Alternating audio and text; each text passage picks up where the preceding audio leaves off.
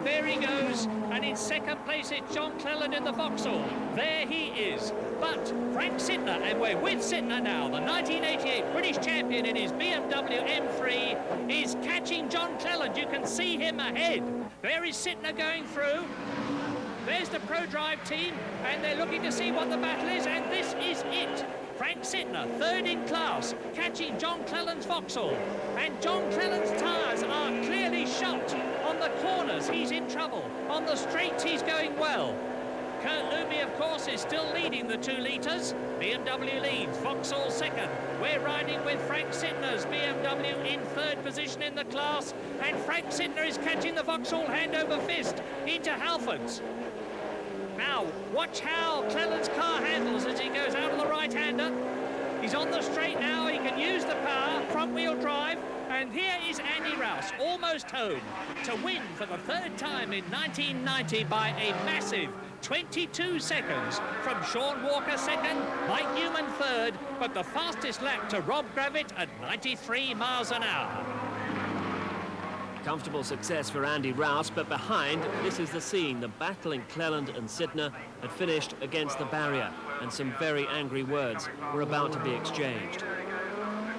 Cleland in a heavily damaged car, furiously extricating himself through the passenger window. And the blame for the incident was not entirely clear. In this replay, on board with Sytner, rapidly gaining on Cleland with his tyres barely keeping him on the road. And Sytner makes what seems to be an audacious dive for the corner, and the impact knocks out the onboard camera and puts them both out of the contest. But in slow motion, you can see how Cleland appears to lock up all 4 wheels on the approach to the corner. Black tyre marks there on the road, suggesting to Sytner that the opening might be there. But then Cleland gathers it up, regains the line, at which point Sytner finds it quite impossible to avoid the accident.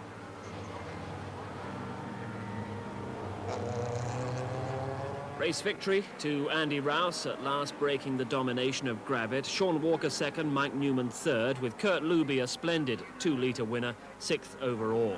The championship, though, is surely heading to Gravitt. Sytner doing himself no favours at Birmingham. 26-point lead for Gravitt, and there are 3 rounds left. Qualifying session. Last round at Birmingham boiled over.